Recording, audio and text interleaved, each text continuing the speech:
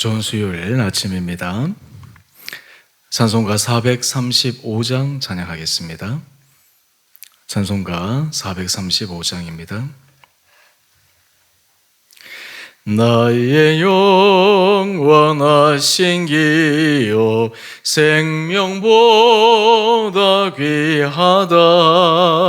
나의 갈 길 다가도록 나와 동행하소서. 주께로 가까이 주께로 가오니 나의 갈 길 다가도록 나와 동행하소서. 세상 부귀 아니람과 모든 명예 버리고 험한 길을 가는 동안 나와 동행하소서. 주께로 가까이 주께로 가오니 나의 갈 길 다가도록 나와 동행하소서. 어두운 골짝 지나가며 험한 바다 건너서 천국 문에 이르도록 나와 동행하소서. 주께로 가까이 주께로 가오니 나의 갈 길 다가도록 나와 동행하소서.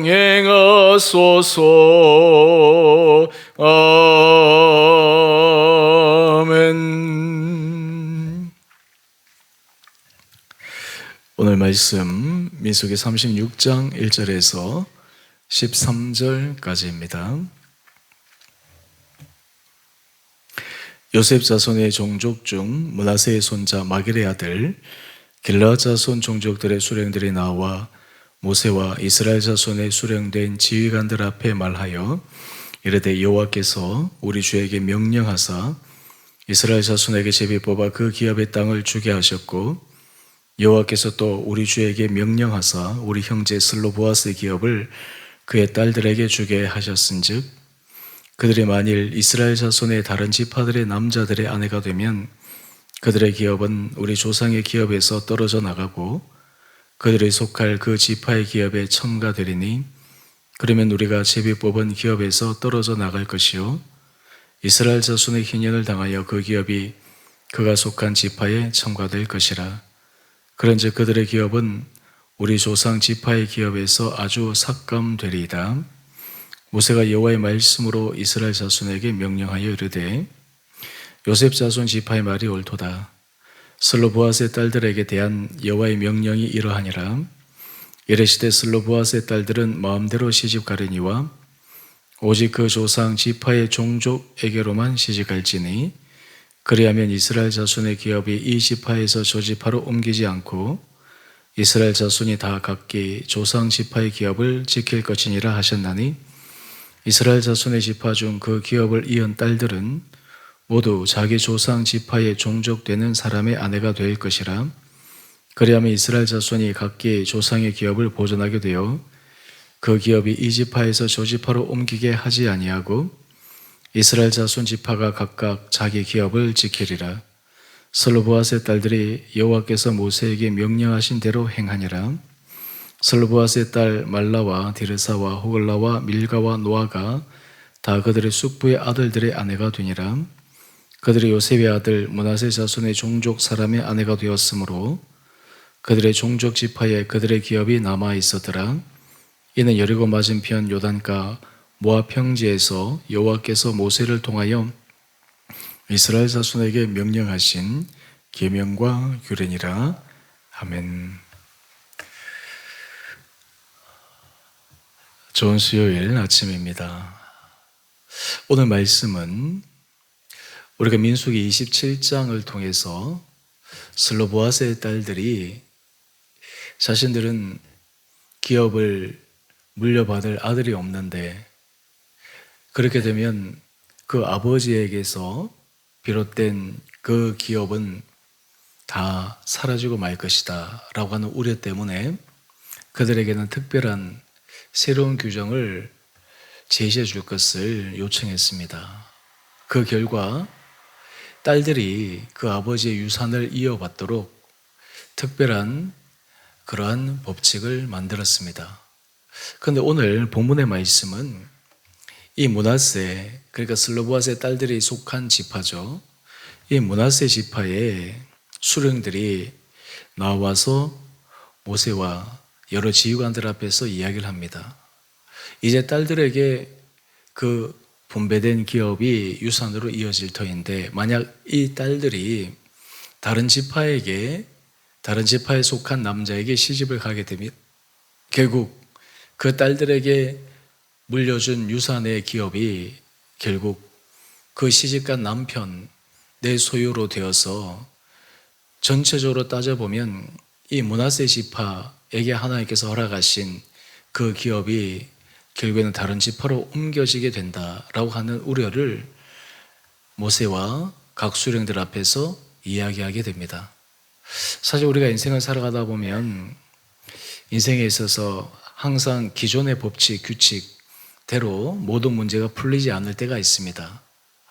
그럴 때 그 문제를 어떻게 푸느냐, 이것이 참으로 중요합니다.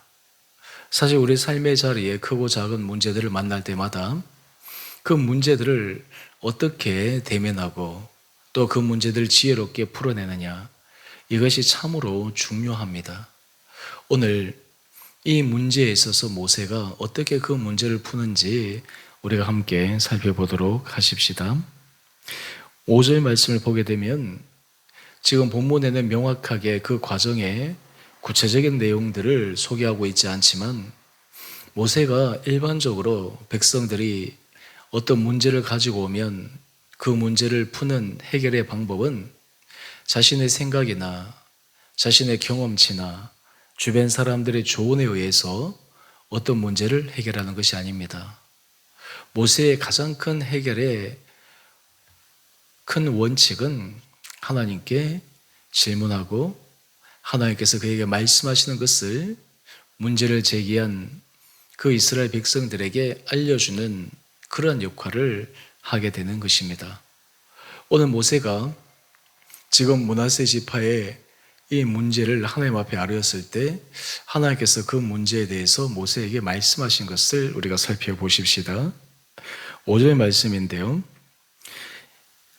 요셉 자손 지파의 말이 옳도다. 사실 므낫세는 요셉에 속한 지파죠.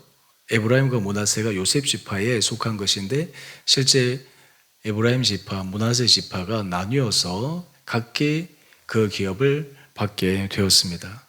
하나님께서 지금 이 므낫세 지파가 제기한 이 문제에 대해서 옳다, 손을 들어주고 있습니다. 그런데 그 문제에 대해서 옳다라고만 얘기하지 않고 구체적인 해법을 하나님께서 제시하십니다. 바로 그 해법은 우리 6절 이하의 말씀인데요. 슬로보아스의 딸들이 결혼을 할 때 결혼에 있어서 자유롭게 할 수 있지만 큰 대전제를 말씀하고 있습니다. 바로 그것은 그들은 그 조상 지파의 종족에게만 시집을 가라 말씀하고 있습니다. 그렇게 되면 므낫세 전체에게 하나님께서 허락하신 그 분배의 땅이 줄어들거나 또 그리고 없어지지 아니할 것이기 때문입니다. 하나님께서 제시하신 이 방법이 참 어떻게 보면 굉장히 지혜로운 또 당시 사람들이 전혀 생각하지도 못한 그런 방법이지 않겠습니까? 또한 이 슬로보아스의 딸의 예시를 통해서 이것은 또 다른 지파에도 적용되는 하나의 규칙을 만들어냅니다. 바로 그것은 8절 이하의 말씀을 보게 되면 만약 아들이 없어서 그 기업을 딸들이 이었을 때 그 아버지의 가업, 아버지의 유산을 이어받은 딸들은 시집을 가게 되면 자기가 속한 지파에 속한 남자에게 시집을 가서 그 지파에 하나님께서 주신 그 분깃이 감하거나 없어지지 않도록 하여 주시는 것입니다. 여러분, 이런 제안에 대해서 지금 이 슬로바스의 딸들은 어떻게 반응하고 있을까요? 오늘 10절 말씀입니다. 10절 말씀을 보면 슬로바스의 딸들이 여호와께서 모세에게 명령하신 대로 행하니라. 여러분, 오늘 우리 전체적인 큰 구조에서 보게 되면 므낫세 지파의 수령들이 모세와 다른 지휘관들 앞에서 문제를 제기하는 아주 합리적이면서 어떤 의미에서 투명한 공개적인 그런 방법을 통해서 자신의 의견을 피력합니다.